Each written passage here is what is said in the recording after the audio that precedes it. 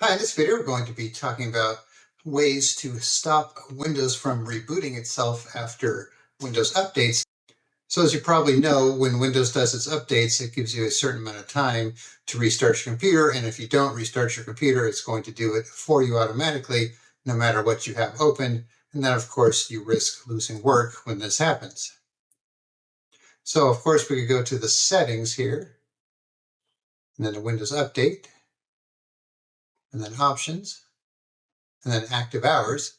And you could set your active hours to when you are technically working, so it won't reboot within that amount of time, but it will not let you set it for 24 hours, so it will reboot at some time. All right, so what we're going to do is we're going to show you a couple things you could try to prevent Windows from rebooting itself until you're ready to do so. All right, so one thing I will say, we're going to be using the Group Policy Editor, which is only available on Windows 11 Professional, Enterprise and so on, but it's not available on Windows 11 Home. But we did do a video on how to enable the Group Policy Editor for Windows 11 Home, so I will put a link in the description for that. So if you're on Windows 11 Home and you want to try this, you could try to enable the Group Policy Editor first and then go through these steps. All right, so I have this document here, which I will link in the description so you can check it out. All right, so it's kind of simple, yet it is kind of tricky at the same time. You just kind of have to think about it the right way. All right, so let's open the Group Policy Editor first, so gpedit.msc.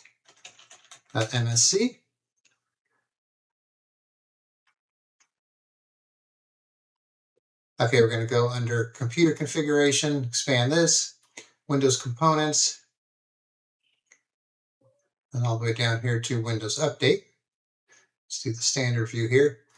All right, so there's two main sections here. So here's the legacy policies right here. And then under that, we have this option here, no auto restart with logged on users for scheduled automatic update installations. And then below that, we have this part here, manage end user experience. And then we go to configure automatic updates. All right, so right now it's not configured, so we can enable this, and we have several options here. So notify for download and auto install. So that way you'll get a notification if you even want to download the Windows updates and then be installed automatically. And then we have the auto download and notify for install. So this will download them on their own and then tell you that they're ready to be installed rather than just doing it on its own. And then we have the auto download and schedule the install, where you could actually pick a time and it will not install them until this time occurs here. So this ties into one of the other settings, which we just saw here. So this is where it gets a little confusing. So let's go back to the PDF here. All right, so here's where we just were. So we have the option 2, notify for download and auto install. Then the option 3, auto download and notify for install. So this will download the updates, but never installs or reboots until you click install or restart now. So if you want to just be in complete control, this is the one you want to use. You can use this one too, but this one's better. And then we have the option 4, auto download and schedule the install. Okay, and then the prior screen, let's go back here real quick. This is why I said it's a little bit confusing because we're jumping around here. So if we go here and we enable this, this is the no auto restart with logged on users for scheduled automatic update installation. So that's the key point here, logged on or locked. You could have your computer locked, but technically you're still logged on. So this applies to logged on and locked compared to logged off with the computer still running. All right, so then when we have that enabled, if a user is logged on or locked, Windows holds the restart and waits for manual user action, so unsaved work is preserved. And if you're logged off, Windows proceeds with the unattended reboot at the scheduled time. So if you're going to be using option 4 here to auto download and schedule the install, then you could come back here, enable this one as well. And then even if you're logged on and it's scheduled to reboot at 3 a.m., it's not going to do it because you have this enabled for no auto restart when logged on. And if you don't enable this and use option 4 here, it's just going to reboot at 3 a.m. or whatever time you choose.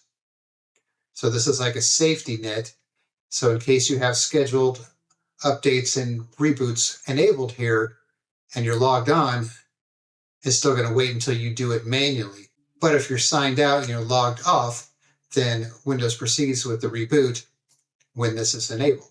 All right, so let's kind of review here real quick. So we have the option 2 under Manage End User Experience to notify for download and auto install. So this will prompt for approval before even downloading updates. Then we have option 3. So this will download the updates in the background, but will not install or reboot until you tell it to do so. So either one of these should work, but this is kind of better because it'll still, download it and get ready to install. Unless you want to prevent certain things from even downloading, then you could use this. And then if you want to just have it still reboot itself without your intervention, you could schedule this.